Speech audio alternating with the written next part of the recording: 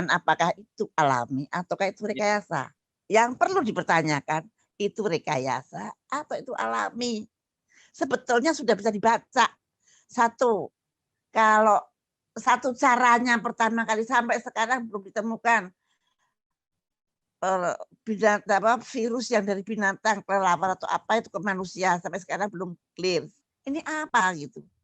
Ya kalau kalau seperti disebarkan begitu. Kalau karena virus sendiri pasti kan gradasi begini. Nah itu enggak. Gitu. Nah itu sepertinya itu rekayasa.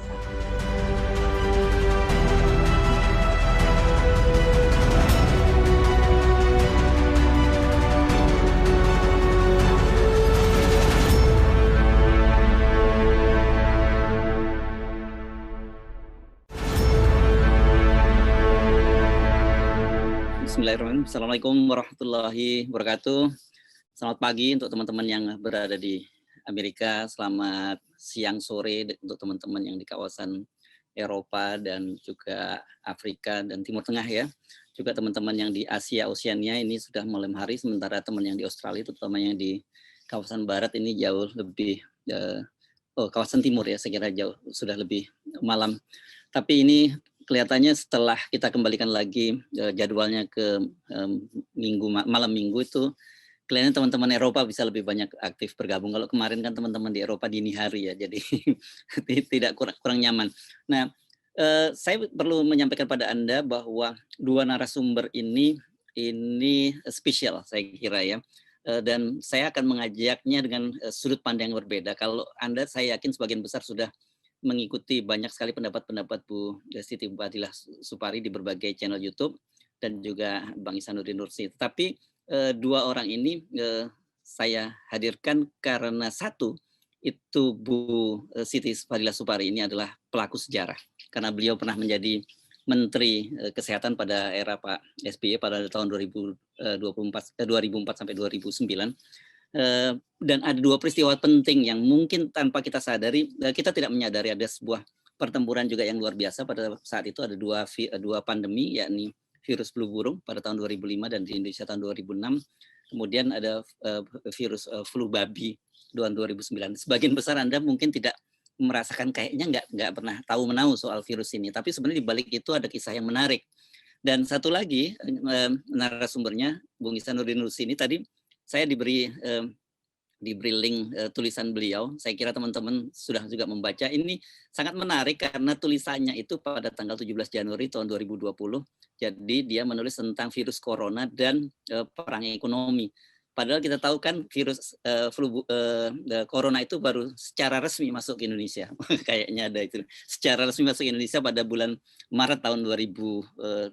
Jadi artinya tulisan Bung Ihsanuddin Nursi ini 1,5 bulan mendahului dari virus corona masuk ke Indonesia dan sudah diprediksi oleh beliau seperti apa. Saya akan mengajak Anda, ini menariknya dari sisi itu tadi. Jadi ibaratnya kalau dalam militer ini sebenarnya Bu Fadilah Supari ini ada pertempuran intelijen di balik itu, gitu kira-kira. Nah, saya akan mengundang untuk pertama kali ini sebagai pelaku sejarahnya adalah Ibu Siti Fadilah Supari. Baru setelah itu saya akan mengundang Bung Ihsanuddin Nursi. Assalamualaikum Bu Siti Fadilah. Waalaikumsalam warahmatullahi wabarakatuh. Sekarang orang sih lebih bicara tentang virus corona, tapi saya sebenarnya ingin narik mundur sedikit ketika Ibu menjadi menteri pada zaman era Pak SBY ya, periode pertama tahun 2004 sampai 2009. Ada dua tadi saya sebut dalam pengantar, ada dua sebenarnya pandemi juga ya, virus flu burung dan virus babi. Tapi sebenarnya ya sebagian kami itu nggak ngerasain tuh Bu. Padahal sebenarnya itu yang orang tidak sadar nih kalau menterinya itu bekerja dengan baik dan betul, rakyatnya terselamatkan tanpa rakyatnya tahu. Coba padahal menterinya sampai waduh luar biasa. Luar biasa, dan saya sampai mengorbankan diri saya sendiri kan. Dan akhirnya saya mendapat musuh yang luar biasa. Jadi pada waktu itu intinya adalah saya mereformasi WHO.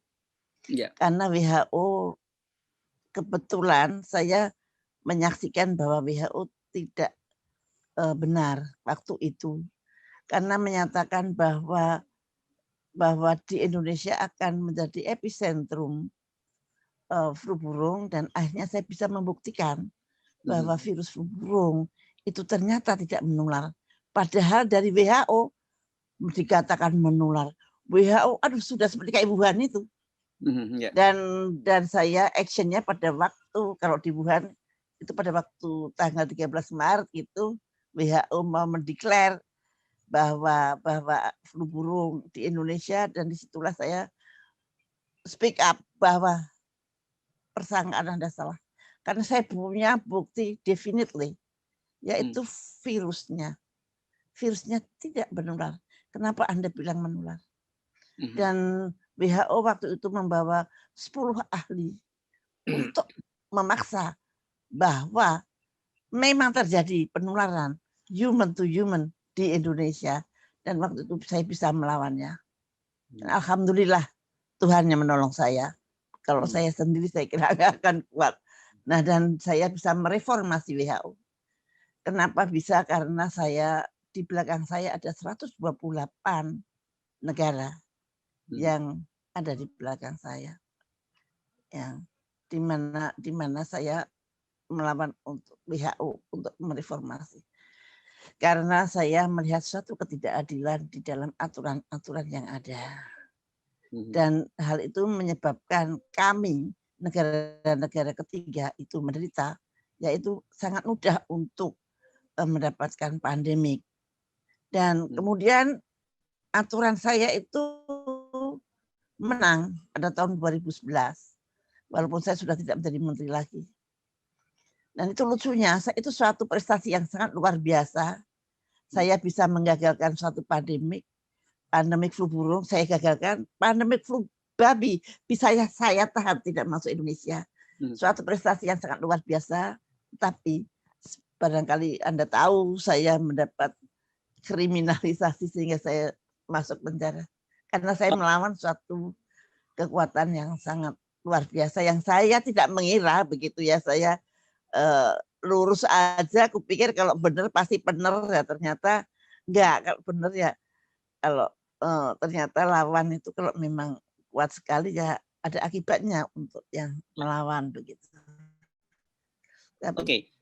Apa sih konsekuensinya kalau sebuah negara dikatakan kena pandemi itu kalau dari aturan WHO di masa itu?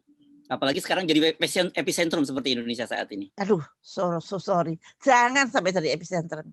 Mengapa saya ngamuk itu? Karena saya sudah dibilang nanti Indonesia menjadi epicentrum. Waduh, saya betapa malunya saya menjadi Menteri Kesehatan, Indonesia jadi epicentrum. Oh no, saya bilang, sehingga saya betul-betul berjuang dengan sekuat tenaga saya. Kalau perlu nggak tidur, kalau perlu apa untuk mikir dan karena kalau epicentrum itu konsekuensinya kita diembargo. Dan kita sekarang sudah mulai. Gara-gara orang Australia itu mengatakan Indonesia lepek-lepek sudah menjadi epicentrum pandemik. Itu orang-orang Jepang, warga negara Jepang, warga negara Saudi sudah dievakuasi. Bentar lagi Amerika mengevakuasi lah ya. Kita gimana kalau semua dievakuasi dari kita ya kita nggak bisa apa-apa. Ya. Kalau di embargo kita kehilangan kedaulatan kita kehilangan bargaining power, kita kehilangan segala-galanya. Maka jangan sampai. Ya, tapi realitasnya kan terjadi seperti itu sekarang, Bu. Angka penularan COVID di kita sangat tinggi sekali, dan walaupun turun dalam hari ini misalnya tetap bertahan di angka 50.000, di atas 50.000 dan ya 51.000 sekarang. Kemarin 54.000. Ya. Tapi sebetulnya case fatality rate-nya itu cuma 2,6%. Sebetulnya tidak sangat jelek, not too bad gitu katanya. Sebetulnya karena di atas 3 itu baru kita ini, tapi cuma 2,6 karena penduduk kita banyak sih, jadi persennya itu dari 270 juta gitu. Dan yang sangat membuat kita ngeri adalah kapasitas rumah sakit yang tidak mencukupi. Kemudian kegamangan pembuat kebijakan yang seperti tidak siap Padahal mungkin siap, tapi seperti kaget gitu. Membuat kebijakan seperti kaget. Walaupun mungkin nggak kaget, tapi kesannya di mata kita kaget. Masa oksigen sampai bisa habis. Untung ya Pak Luhut cukup cepat dalam 2-3 hari itu teratasi. Itu juga nggak mudah. Coba kalau bukan Pak Luhut mungkin nggak akan bisa 2-3 hari teratasi. Oksigen itu yang paling penting. Jadi kemudian rumah sakit sampai membuat tenda-tenda karena IGD sudah penuh. Jadi semua pasien, aduh ngeri sekali, ngeri. Dan setiap hari saya diteleponin orang-orang yang membutuhkan masuk IGD. Wah, nggak bisa. Ada keponakan saya 3 hari di IGD. 3 hari menunggu dapat kamar. Tapi yang masih hidup, alhamdulillah. Ya. Nah, Bu Siti Fadila Supari, orang selalu bicara di balik, oke, ini realitasnya bahwa sekarang angka-angka penyebaran COVID sangat tinggi di Indonesia. Tapi di satu itu kemudian orang bicara tentang vaksin. Makanya kemudian sekarang kemarin ribut ada vaksin berbayar, vaksin gratis yang akhirnya dibatalkan oleh Presiden. Dan kita tahu selama ini kan kita selalu jadi konsumen. Nah ini sebenarnya mungkin perlu kita mendapat perspektif, karena itu kemarin Ibu meskipun terkesan melawan arus, Ibu mendukung Pak Terawan ketika bicara tentang rencana vaksin Nusantara, dan ada juga vaksin merah putih yang dibuat oleh lembaga Eijkman ya. Vaksin pertama sebetulnya yang kita pertanyakan itu apa betul vaksin itu bisa diberikan pada waktu pandemi sedang berlangsung. Pada waktu pandemi sedang berlangsung, virus itu mutasi terus. Berkali-kali mutasi terus, mutasi. Kalau virus itu masih bermutasi, kita membuat vaksin, maka kita akan kecondaan. Kita pakai vaksin, bikin vaksin pakai virus Wuhan tahun 2019. Padahal tahun 2021 virusnya sudah berubah lagi gitu.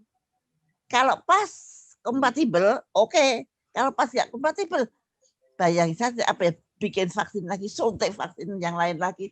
Nah itu persoalannya di situ. Makanya untuk pandemi yang sedang berlangsung dan mutasi sedang berlangsung, sebaiknya itu kita menunggu sampai, ini ilmu zaman dahulu, menunggu sampai virus itu stabil. Tetapi kebijakan internasional kan vaksin harus. Ya Indonesia ikut saja. Nah permasalahan yang kedua, vaksin yang seperti apa seharusnya untuk Indonesia. Mestinya Indonesia harus membuat vaksin sendiri yang sesuai dengan virus Indonesia sendiri. Nah sekarang kita pakai Sinovac. Mayoritas pakai Sinovac. Dan Sinovac itu dibuat dari virus Wuhan. Nah, apakah virus yang akan datang itu seperti virus Wuhan atau seperti virus India katanya? Delta kan India. Nah, kita semua disuntik dengan virus vaksin dari Wuhan. Nah, kemudian dari Cina jadi Sinovac. Nah, kemudian pada waktu vaksinasi itu berjalan dengan baik. Pada waktu vaksinasi berjalan dengan baik, baru mencapai 13 juta. Tiba-tiba morbiditas, tiba-tiba kasus COVID melonjak gila-gilaan, menembus 40.000. Oke. Justru pada waktu vaksin mencapai 13 juta. 13 juta itu baru 5% kali ya dari 270 juta. Berapa persen itu? Nah, pada waktu itu seharusnya kita tentukan kausanya pelonjakan itu apa. Apakah vaksinnya yang tidak cepat, ataukah vaksinnya rendah efikasinya, apakah bagaimana? Karena jelas ada hubungannya dengan vaksinasi gitu. Masuknya itu begitu. Kalau memang kurang cepat ya harus dicepatkan vaksinnya. Kalau memang vaksinnya itu ternyata efektivitasnya rendah, harus bagaimana? Kalau korbannya orang-orang lansia yang ada komorbid, ya orang lansia dengan komorbid minggir dulu, misalkan begitu. maksud saya betul-betul dianalisa secara saintifik. Mengapa terjadi peningkatan yang mendadak begitu tinggi, India pun kalah, dan sekarang kita nomor 1 di dunia. Ya. Ini saya ingin klarifikasi ya. Ibu Siti Fadilah tidak anti vaksin kan sebenarnya? Tidak. Saya cuman vaksin yang mana, apa diberikan. Ya. Oke, baik Bu Siti. Ibu berhenti dulu di situ. Tapi sebelum itu saya tanya, Ibu sendiri sudah vaksin belum? Sudah, vaksin Nusantara. Oh, vaksin Nusantara, Ibu. Ya. Ya, Ibu spesial. Oke, nanti kita tinggalkan Ibu Siti Fadilah, saya akan menyapa Bung Ihsanuddin Nursi. Assalamualaikum. Bung Ihsan. Waalaikumsalam warahmatullahi wabarakatuh. Artikel Anda yang sudah kita bagikan ke teman-teman, ini tanggal 17 Januari Anda nulisnya ini ya, tahun 2020 ya? 27 Januari. Oh, 27 Januari. Artinya satu bulan lah sebelum Indonesia resmi masuk virus corona ya. Nah, Anda melihat bahwa Anda langsung ketika orang lain masih bicara tentang masuknya virus corona, Anda sudah bicara tentang kemungkinan akan ada perang ekonominya lah, perang dagangnya di balik vaksin corona itu, di balik kasus corona itu. Mengapa Anda sampai pada kesimpulan semacam itu? Amerika kalah tuh sama Cina. Jadi dia merasa perlu menundukkan kembali Cina dengan cara-cara yang dia rancang sendiri. Jadi ini enggak peristiwa 2019-2020. Ini peristiwa dari mulai 2008, mundur lagi ke belakang 2007, mundur lagi ke belakang 2004, mundur lagi ke belakang di 2003. Jadi nggak bisa kita lihat peristiwanya itu peristiwa sekarang gitu. Kalau melulu hanya kita lihat peristiwa sekarang, kita akan gampang melihatnya dan kita tidak tahu ujung dari kenikmatan industri bisnis pada industri vaksin ini kemana, kita nggak tahu larinya gitu posisinya. Nah, saya mundur sebenarnya dari cerita SARS yang berkembang di Hong Kong, tudingan Saddam Hussein yang pakai senjata pemusnah massal yang tidak terbukti, lalu kemudian dialog saya dengan orang yang belajar betul tentang virus flu burung dan virus flu babi ini, serta membatalkan Namru ini buat saya begitu rupa membuat saya masuk ke dalam ekonomi politik kesehatan gitu ya. Dan saya menjadi pembicara tunggal di Kementerian Kesehatan pada akhir 2014 itu membuat saya meyakini bahwa situasi kekalahan perang dagang antara korporasi melawan BUMN itu tidak tuntas gitu dan akan terus berlanjut, dan sekarang terbukti business to people sudah demikian hebatnya gitu. Kalau pertanyaan Anda singkat kayak gitu, saya singkat ini begitu gitu. Ya. Oke, kita lanjutkan. Tapi kan tulisan Anda tadi, Anda juga menyinggung soal adanya lembaga Namru tadi yang masa itu dibubarkan pada masa Ibu Siti Fadilah Supari dan sebagainya. Nah, sebenarnya bagaimana posisi Indonesia ini dalam situasi saat ini? Total terdikte. Jadi kalau maunya WHO dipenuhi terus kayak gini, ya kayak gini jadi jatuhnya. Saya bahkan menyebut, dengan mengutip kajian-kajian muncul di Amerika sendiri, misalnya tudingan tentang, saya ngambil contoh begini, bahwa yang namanya IMF, World Bank, dan WTO itu adalah unholy alliance gitu posisinya. Lalu saya unholy alliance kalau diterjemahkan ke dalam bahasa Indonesia itu seperti di YouTube saya sebut sebagai aliansi busuk gitu ya posisinya. Lalu saya mencoba mencari dalam perang industri farmasi, industri kesehatan ini apa? Saya dapat WHO, saya dapat WHA, dan saya dapat lagi Gavi. Ini aliansi busuk. Tapi nanti hubungannya dengan ini berisik, kenapa nih? Enggak kok, oke, lanjut saja. Oke. Nanti hubungannya nanti dengan posisi bagaimana vaksin yang tidak jelas komposisinya, yang ingredient-nya dari sana itu tidak jelas, itu yang relasinya seperti diumumkan oleh Microsoft Foundation lewat WOSCAR 2020-06-06-06 using human activity body Ini mencurigakan, kemana larinya, kenapa Microsoft Foundation sampai berani mengumumkan hak patennya kayak gitu. Nah, saya di situ saya mendapat keyakinan gitu. Ini sih bukan cuma sekedar soal C19 gitu. Nah, pertanyaan kan begini, kalau dalam dunia intelijen sebuah penciptaan kondisi dirancang sedemikian rupa dengan simulasi, dan simulasi jadi kenyataan, itu kan artinya memang mereka merancang. Artinya John Hopkins University itu, John Hopkins yang di bidang kesehatan itu, yang kerjasama dengan Michael Bloomberg, yang kerjasama dengan Bill Gates, yang kerjasama dengan David Rockefeller, itu gimana ceritanya kok bisa begitu gitu? Kan muncul pertanyaan, apalagi kita dapetin sejumlah dokumen. Saya misalnya ngebuka dokumen, katakan kita buka dokumen National Security Strategy of US 2002 misalnya gitu ya. Kalau kita buka dokumen National Security Strategy of US pada 2002 yang ditandatangani oleh George Walker Bush pada 17 September 2002, dia sudah tegas-tegas menyatakan weapon of mass destruction, WMD, dan basisnya adalah kimia dan biologi. Jadi belum negara manapun. Tapi kan dia terkejut ketika Cina mengumumkan. Ini ada suara lain yang mengganggu saya nih. Iya. Itu tolong di unmute ya. Siapa tolong? Ada suara lain yang ganggu saya nih. Maaf, karena ini saya meretrieve data. Saya meretrieve data dari peperangan sejak awal abad 21. Jadi kalau kita lihat misalnya lihat pada 2004 2007.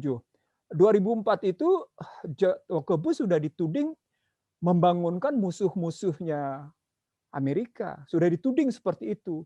Itu dituding oleh Newsweek, dituding oleh The Economics, dituding oleh berbagai media di luar sendiri. Tapi 2007 mereka masih bilang, no, we are still number one, kata The Economist. Artinya apa? Perang ekonominya udah tajam posisinya. Sudah tajam luar biasa tajamnya. Nah, ketika mereka menyatakan we are still number one, The Economist ini menulis kayak gitu, pada saat itulah sesungguhnya tingkat defisit neraca perdagangan Amerika makin tahun makin membesar. Dan itu berbahaya bagi Amerika sendiri. Di sana sudah terjadi kemelut sesungguhnya. Nah, 2008 jadi kenyataan. Kalah dia. 323 miliar US dollar minus dia. Nah, pada saat itu sudah terjadi perang antara korporasi melawan BUMN. Disitulah bahan saya di berbagai universitas, bahan saya di berbagai instansi pemerintah, bahan saya di berbagai diskusi seminar, saya sebut ini tidak akan berhenti di sini. Nah, dalam desain berpikir yang saya bangun lihat bangsa terbelah itu, ujungnya nanti adalah bagaimana Cina melawan Amerika dalam konstitusi masing-masing. Nah, peperangan itu berlanjut 2008 ke 2010. 2010 sudah ada pernyataan balik lagi dari mereka soal virus. Ini juga menarik nih. Kok mereka bikin lagi seperti ini? Itu makin meyakinkan saya bahwa sesungguhnya tudingan tentang Saddam Hussein yang menggunakan senjata pemusnah biologi tadi tidak ketemu. Ini mereka makin terusin. Nah, pada rentang menjelang 2015 sebelum terjadi Black Monday, 24 Agustus 2015, dunia barat dikejutkan oleh dua hal. Yang pertama adalah rekayasa genetika yang dibuat oleh Cina. Saya ulang, rekayasa genetika yang dibuat oleh Cina. Satu. Yang kedua adalah cloning monyet. Ini rekayasa genetika yang dibuat oleh Cina itu membangunkan sejumlah ilmuwan di Amerika. Ini nanti Cina kalau gitu akan bisa bikin manusia seperti yang dia kehendaki seperti apa. Itu logikanya ketika rekayasa genetika itu muncul. Begitu juga ketika mereka mengumumkan mereka sudah bisa membuat yang namanya cloning monyet. Ini juga berarti nanti mereka bisa menginjeksikan yang namanya komponen-komponen tertentu dalam tubuh manusia, sehingga nanti entar lahir orang-orang yang sesuai dengan kehendaknya, dengan karakter mereka buat gitu posisinya. Itu artinya ada konsistensi isu, saya lihat. Jadi ada konsistensi isu dari mulai 2002 sampai dengan pernyataan bahwa Cina sudah berhasil merekayasa genetika, Cina sudah berhasil mengkloning monyet.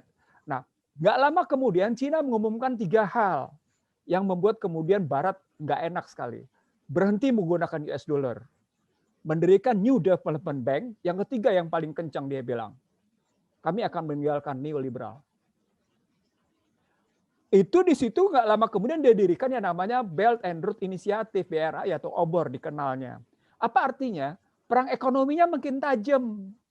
Sementara pada posisi tadi 2004, 2007, 2008, 2010 ini belum sama sekali tertolong. Pada saat yang sama, pihak Republik nih, Partai Republik itu gregetan ngelihat Obama. Apa tudingan Condoleezza Rice pada saat itu. Ini Obama ngapain di tengah yang namanya Cina gegap gempita melakukan serangan habis-habisan. Anda tahu pada saat itu ketika di 2011-2012 Obama berteriak-teriak tentang TPP, Trans-Pacific Partnership untuk kawasan Asia Pasifik, untuk kawasan Atlantik dia sebut sebagai TTIP, Trans Trade Investment Partnership, mereka TTIP mereka sebut posisinya. Ini kalau dalam kajian yang muncul, dan ini kemudian saya bawa di Kementerian Kesehatan, karena saat itu kita sedang bicara tentang Indonesia ke depan, saya bilang ini akan terjadi apa yang disebut dengan korporasi membajak kedaulatan sebuah negara dengan model korporasi B2P langsung. Karena aturan-aturannya diberikan keleluasan pada korporasi untuk masuk langsung. Saat itu saya melihat yang namanya Google, yang namanya Yahoo, yang namanya Android sudah sedemikian rupa ngegreget masuk gitu posisinya. Dan kita tidak sadar bahwa sesungguhnya serangan korporasi terhadap rakyat itu sudah bisa dibuktikan. Misalnya pada saat itu kalau kita ingat gitu ya, bagaimana BlackBerry sudah berhasil disingkirkan, bagaimana Nokia sudah berhasil disingkirkan posisinya. Pokoknya yang minggir-minggir itu udah habis-habisan. Saya cuma mengambil contoh bahwa kekuatan korporasi mendikte masyarakat tanpa melalui negara sudah terjadi. Itu di 2015. Terus berlanjut sampai akhirnya pukulan terhadap Black Monday tidak ada artinya. Tetapi jangan salah, Black Monday 24 Agustus 2015 yang memukul Cina itu justru yang terpukul adalah Rusia. Rubel jatuh 50%, merchant to merchant deadlock. Karena Visa dan Mastercard dikunci habis-habisan di Rusia. Marah Rusia. Balasannya adalah pemilu Amerika 2016. Saya ulang, balasannya adalah pemilu Amerika 2016 posisinya. Nah, dari cerita seperti ini sesungguhnya perang yang namanya virus ini dia berakumulasi dengan perang ICT. Jadi kalau dalam desain berpikir saya yang saya buat dalam buku Bangsa Terbelah itu, dia akumulasi antara trade war, currency war, ICT war, economic war. Yang dalam model kelembagaan namanya IBRD versus New Development Bank, NDB. Jadi World Bank itu lawannya adalah NDB. NDB itu juga berhadapan dengan yang namanya Asian Infrastructure Banking, AIIB dengan ADB. Jadi Asian Infrastructure Banking yang dibikin oleh China, head to head-nya dengan ADB posisinya. China membuat itu semuanya. Jadi semua dibikin dalam kerangka seperti itu. Saat itu orang masih melihat sebagai sebuah sesuatu yang biasa. Saat yang sama, sebenarnya teman-teman di Amerika ini ngelihat betul ada sesuatu yang membuat secret society, the small society di sana itu gelisah nggak karu-karuan. Lagi-lagi Condoleezza Rice yang berteriak terhadap Bill Clinton dan teriakan itu dibuktikan oleh Condoleezza sehingga akhirnya menanglah Trump. Kalahlah Hillary. Yang orang lupa, kekalahan Hillary pada saat itu melawan Trump, itu dimulai dengan satu dialog cantik antara Obama dengan Xi Jinping yang bermaksud melanggengkan TPP untuk kawasan Asia Pasifik posisinya. Dialog itu terjadi 2 kali, pada cerita September 2016 dan November 2016. Di Guangzhou itu terjadi dialog menarik. Mereka saling menghormati. Kalimat penting saling menghormatinya begini. Anda jangan terus-menerus kita saling menghormati dalam mereka bilang devaluasi itu tidak terjadi ya supaya kita tidak kompetisi dalam currency war. Itu terbuka mereka ngomongnya. Bahwa mereka bermaksud menghentikan currency war. Yang kedua, mereka bilang, Anda harus tunduk patuh ya pada Laut Cina Selatan. Itu Obama ngomong ke Xi Jinping posisinya. Kalimatnya begitu posisinya. Tetapi di kedua belah pemimpin ini itu menutupi satu posisi bahwa sesungguhnya Amerika sedang dalam posisi sangat tergantung pada Cina untuk mineral rare earth sebesar 82% bagi industri IT-nya, industri komputernya, industri militernya. Nah, di sini kan harus ada yang bisa membuktikan bahwa Cina harus dipukul habis-habisan. Dan Anda mesti ingat, sejak yang namanya Black Monday sampai dengan posisi terakhir Trump terpilih, jadi hampir kurang lebih 1,5 tahun, karena nanti akhirnya Trump cabut diri dari WTO, itu pernyataan Bloomberg, pernyataan Financial Times, pernyataan The Economist, pernyataan CNBC, hampir semua menyatakan menuding bahwa Cina akan mengalami krisis ekonomi, bubble ekonomi akan terjadi. Dan itu tidak pernah terjadi. Kampanye seperti itu tidak dimakan oleh orang-orang karena Cina terus memainkan perekonomiannya. Kampanye berikutnya ketika yang namanya Cina dianggap sebagai sumber masalah bagi perdagangan, justru dibuktikan terbalik oleh Cina. Silakan Anda keluar dari WTO ketika Donald Trump keluar dari WTO untuk yang namanya perselisihan perdagangan.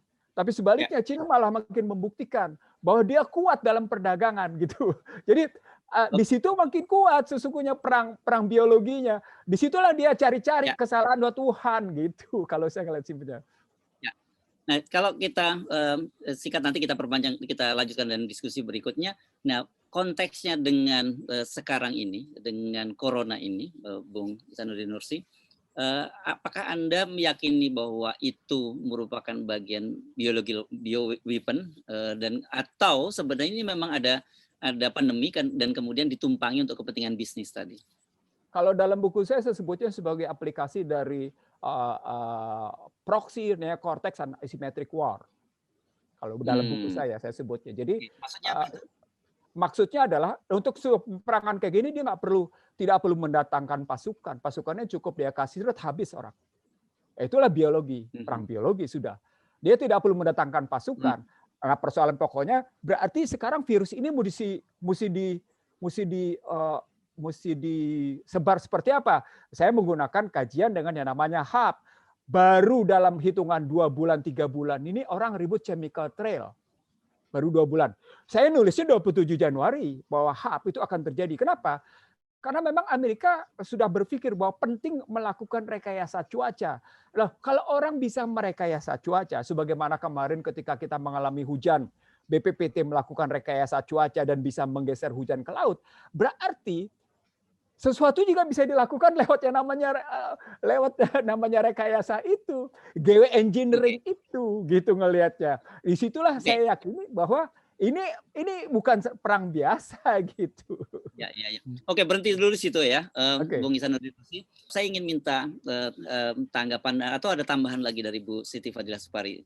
Sekitar beberapa menit, kemudian baru kita akan buka lagi. Kan kita buka dialog para. Iya, ya memang saya kenal dengan Bapak ini dari tahun berapa lama dan dia cara berpikirnya memang luar biasa. Baca bukunya banyak sekali dan yang dikatakan dia itu ada yang saya tidak tahu, tapi khusus dalam segi kesehatan yang saya lihat memang bahwa pandemik itu bukan yang saya kenal, itu bukan pandemik yang biasa, bukan pandemik yang alami menurut saya, dan termasuk yang COVID ini sebetulnya. Kalau kita ungkap lagi, misalkan pandemik itu harus memenuhi syarat, misalkan ada infeksi dari hewan ke hewan, dari hewan ke manusia, dan dari manusia ke manusia. Tapi sampai sekarang COVID belum tahu dari mana sih pertama kali infeksi itu terjadi. Nah itu masih antara Amerika dengan Cina masih berantem, sodok-sodokan ke sana. Menurut saya, Cina maupun Amerika itu adalah korban dua-duanya, yang agak berbeda begini. Makanya dua-duanya korban dari suatu kekuatan yang saya nggak tahu. Oke, dua-duanya korban, Bu, maksud Ibu. Jadi ya, jadi kalau dua-duanya kalau Bapak tadi victim. kan kayaknya kan seperti Amerika dengan Cina, tapi menurut saya dari pihak ketiga yang saya nggak tahu yang mengatur itu. Apa dasarnya keyakinan semacam itu atau dugaan semacam itu? Saya tidak bisa menceritakan di sini ya, barangkali pandangan saya karena pada waktu flu burung, apa yang saya lihat pada waktu flu burung, flu babi, dan ini agak sama, agak sesuai. Saya jawab, Bu, saya jawab. Bagaimana? Ya. Saya jawab, Bu. Ibu waktu menghadiri konferensi Badan Kesehatan Dunia WHO di Wina, Ibu berhasil ngebongkar kecurangan industri farmasi di Amerika, Bu, ya? Ya. Oke, itu cerita Ibu yang sangat kuat tertanam pada diri saya. Jadi ketika Ibu bercerita demikian 128 negara seperti terperangah ketika Ibu ngebongkar kecurangan industri farmasi Amerika di konferensi di Wina itu, maka pada hakikatnya bisa kita lihat, saya sebut dalam buku saya, sesungguhnya ini persoalan salah satunya persoalan farmasi. Nah ya, tapi itu kan bukan government, bukan United States government. Betul. Artinya kalau kita lihat dalam kondisi kekinian posisinya, kita memang akhirnya melihat Amerika memang bukan soal government-nya. saya melihat tadi saya korporasinya ya. Ya. Tapi government-nya yang saya ceritakan government itu government Amerika dan government China itu sama-sama menjadi korban dari korporasi. Oke, mungkin saya nggak terlalu, saya tidak pintar dalam hal gitu. Ya, supaya viewer kita tidak salah memahami kan bahwa COVID itu, bahwa adanya virus itu kan real ya, karena kan belakangan ini orang kemudian mulai banyak yang berspekulasi itu tidak real. Tapi apakah itu bioweapon ataukah itu alami, itu soal yang berbeda gitu kan ya, Bu ya? Bagaimana tadi? Bahwa virus itu real, sekarang itu memang terjadi. Yes, ada virus itu. Ya, tapi apakah yang dipertanyakan apakah itu alami ataukah itu rekayasa? Betul. Penyebarannya apakah itu real, apakah itu alami ataukah itu rekayasa? Ya. Oke, ini clear. Sekarang kita buka, waktunya ini menarik ini ya, perbincangan ini memang agak berat. Orang anggap ini dianggap sebagai konspirasi, teori konspirasi. Tapi kenapa ini penting? Karena tadi Bu Siti Fadilah ini kan saya tadi sebut sebagai pelaku sejarah. Dan kalau kita membayangkan seperti film-film intelijen gitu, ini pertempuran di belakang layar, orang jadi nggak merasakan gitu. Tapi sebenarnya terjadi pertempuran yang seru gitu kan ya Bu pada waktu itu ya. Dan kemudian berdampak kepada Bu Siti Fadilah Supari di menjalani hukuman selama penjara 4 tahun. Kok Ibu santai bener ceritanya 4 tahun gitu? Ya, saya percaya bahwa pilihan Allah yang terbaik. Dan saya di sana malah Ibu bukan, saya ingin mengatakan Ibu itu gagal dihinakan oleh mereka. Justru Ibu diangkat dalam posisi mulia sekarang ini. Karena semua tesis yang Ibu bilang di Wina itu terbukti hari ini, Bu. Maka saya bilang mereka gagal menghinakan Ibu, malah Ibu dimuliakan sekarang ini. Itu Bu ceritanya. Amin. Pak Nurdin, Pak Ihsanuddin. Pak Ihsanuddin itu apa namanya? Kalau menurut Pak Komjen Darmo Pongrekon. Nah itu oleh non-state actors, mungkin itu korporasi itu. Non-state actors. Tadi istilahnya TPP, Bu, bagaimana korporasi-korporasi itu membajak kedaulatan sebuah negara. Desainnya begitu. Jadi itu desain di akhir-akhir Obama berkuasa yang kemudian akhirnya tidak jalan karena Trump yang terpilih, Bu, posisinya.